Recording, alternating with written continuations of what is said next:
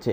দুটো track parallelly চলছে এবং শেষ পর্যন্ত কি হয় কি না হয় যাবতীয় আপনাকে জানতে হলে আপনাকে সিনেমাটা দেখে নিতে হবে।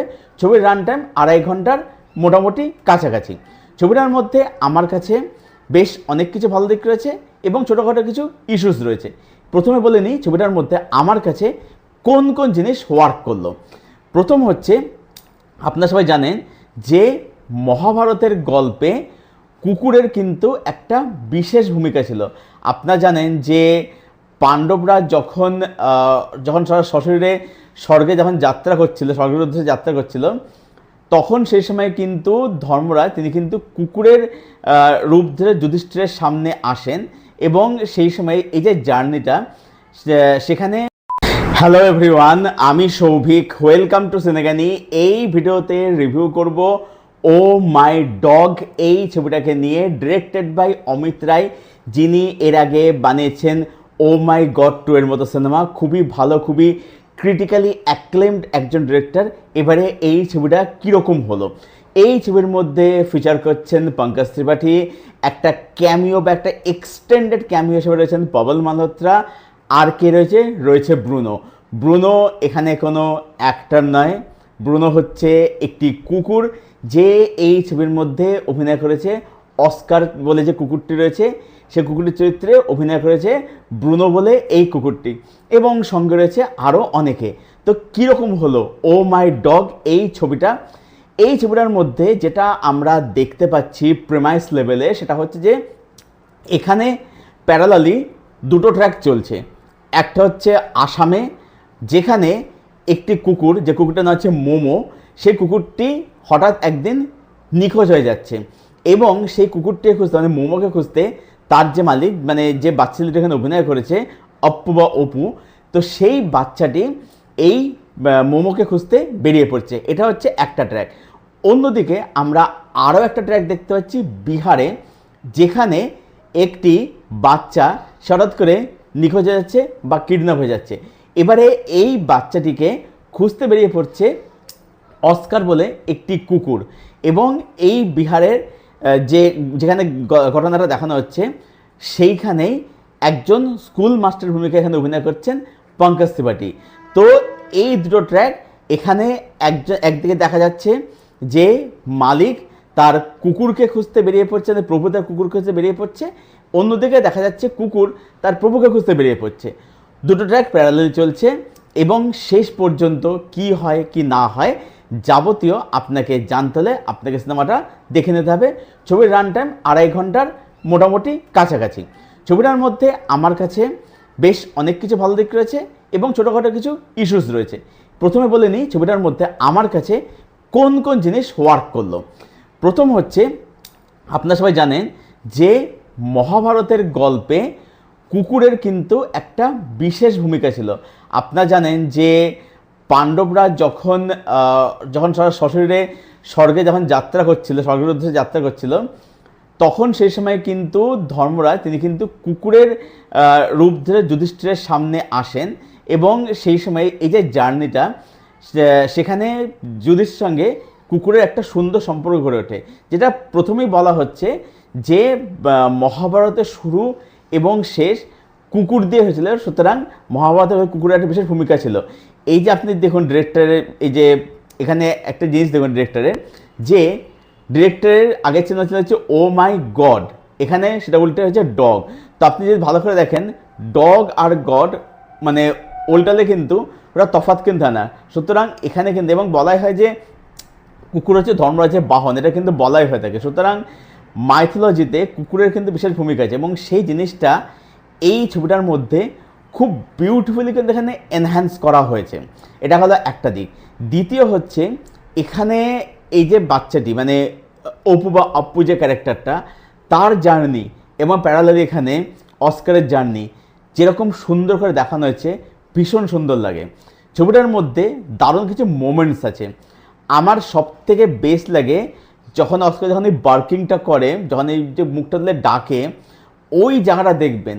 মানে কুকুর নিয়ে আমি যত ছবি দেখেছি, সেটা 777 চার্লি বলুন, 777 চার্লি যেটা আমি একটু আগে বললাম যে আমি যে উদাহরণটা দিলাম, যে 777 চার্লি ছবিটা হচ্ছে আহ, ধর্মরাজ মানে ধর্মরাজ যখন যদি কুকুরের রূপ দিয়েছিল, সেই কুকুরের এবং যুধিষ্ঠিরের যে জার্নিটা ছিল স্বর্গের উদ্দেশ্যে, সেই জার্নির সাথে যে সম্পর্ক গড়ে ওঠে কুকুরের সঙ্গে, সেই জিনিসটাকে তুলে ধরা হচ্ছে ট্রিপল চার্লি ছবিটা। ছবিটা খুবই কষ্টের, খুবই ইমোশনাল একটা সিনেমা, যেখানে ছবিটা আমি ঠিক করেছি আর কোনোদিনও দেখবো না।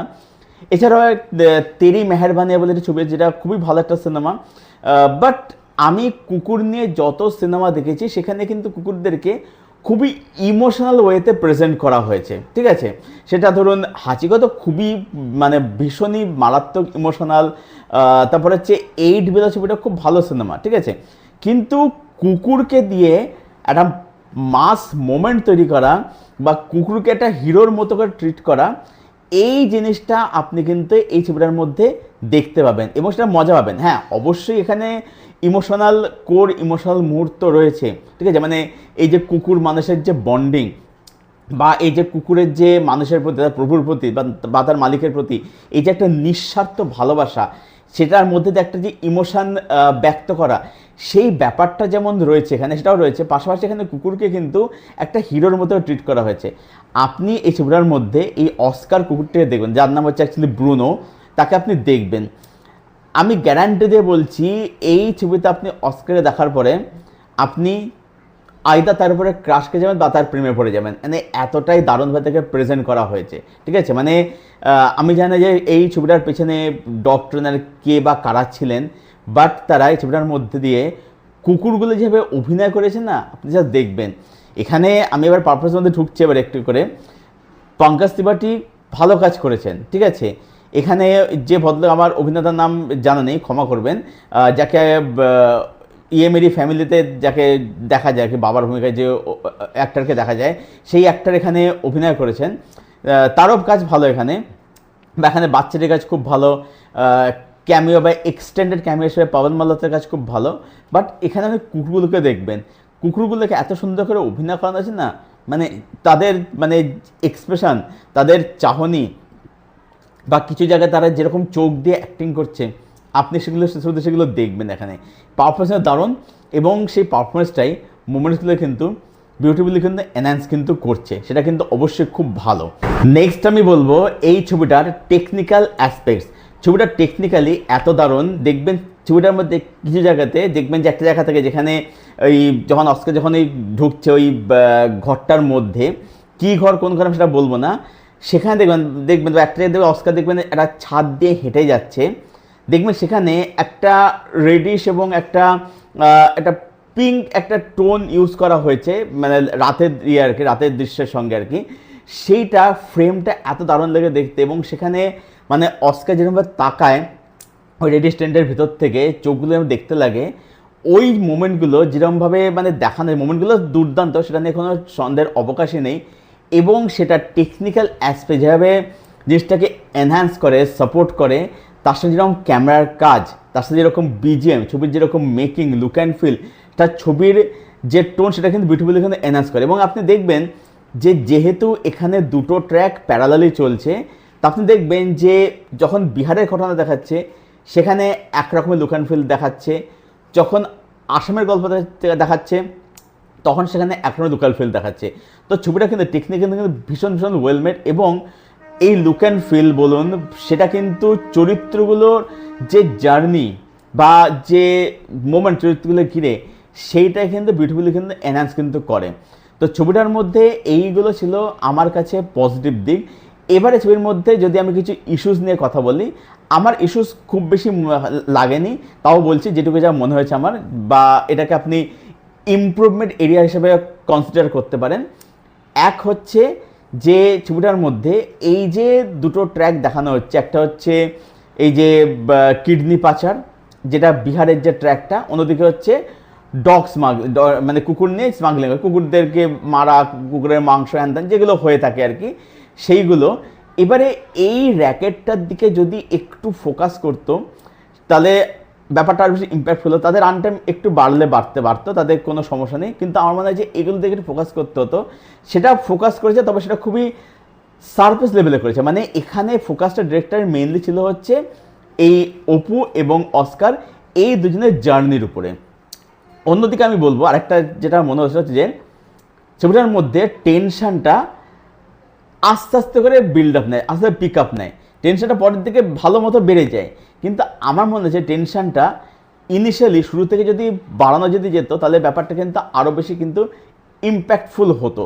আর ছবিটা না ফার্স্ট হাফের দিকে সামান্য কিছু জায়গাতে আমার কাছে মানে একটু ড্র্যাগ ফিল হয়েছে, বা আমার মনে হচ্ছে যে এই দৃশ্যটা একটু কেটে বাদ দেওয়া যেতে পারতো বা এটা ট্রিম করা যেতে পারতো, এইটা আমার ছবির প্রথম ভাগে মনে হয়েছে। বাট ছবিটা যখন একদম এদের জার্নিটা যখন একদম পিক টাইমে চলে যাচ্ছে, পিক সময় চলে যাচ্ছে বা পিক মোমেন্টে চলে যাচ্ছে, তখন ছবিটা কিন্তু আস্তে আস্তে করে কিন্তু মানে জমে যাচ্ছে। কিন্তু ওভারঅলে বলবো যে ও মাই ডগ এই ছবিটা একটা কিন্তু খুবই ভালো ছবি, যেটা ভীষণ ভালো সিনেমা হয়েছে। যারা ডগ লাভার, ঠিক আছে, মানে অনেকে তো এরকম আছে যে যারা মানে একটু কুকুর কুকুর এই হয় সেই হয়, যারা ধরুন মানে পশুপ্রেমী যারা নয়, মানে এক কথায় বলতে সিম্পল ভাষায় বলতে গেলে তাদের জন্য ছবিটা তো ওয়ার্ক অতটা করবে না, কারণ যেহেতু তারা পশুপ্রেমী নয়। কিন্তু যারা পশুপ্রেমী বা স্পেশালি যারা ডগ লাভার, এই ছবিটা তাদের জন্য কিন্তু মাস্ট ওয়াচ একটা সিনেমা। তো সব মিলিয়ে ও মাই ডগ এই ছবিটাকে আমি রেট করলাম 8 আউট অফ 10। এটাই ছিল আমার রিভিউ ও মাই ডগ এই ছবিটাকে কেন্দ্র করে। ছবিটা যারা এখনও পর্যন্ত দেখেননি, আপনার নিকটবর্তী হলে যান, গিয়ে ছবিটা সেখানে দেখুন এবং দেখার পরে অবশ্যই জানাবেন যে ছবিটা আপনার কীরকম লাগলো। আর যদি কেউ ও মাই ডগ এই ছবিটা দেখে থাকেন, তো ছবিটাকে ঘিরে আপনাদের কি ওপিনিয়ন তৈরি হলো সেটাও জানাবেন কমেন্ট করে। আপনাদের কমেন্টের উত্তর আমি অবশ্যই দেব। আর এই ভিডিওটা ভালো লেগে থাকলে ভিডিওটাকে অবশ্যই লাইক করবেন, শেয়ার করবেন, চ্যানেলটাকে অবশ্যই সাবস্ক্রাইব করবেন। তো চলুন ভিডিও এখানেই শেষ করছি, দেখা হচ্ছে আপনাদের সঙ্গে পরের কোনো ভিডিওতে। Till then stay best, stay healthy and keep watching good content.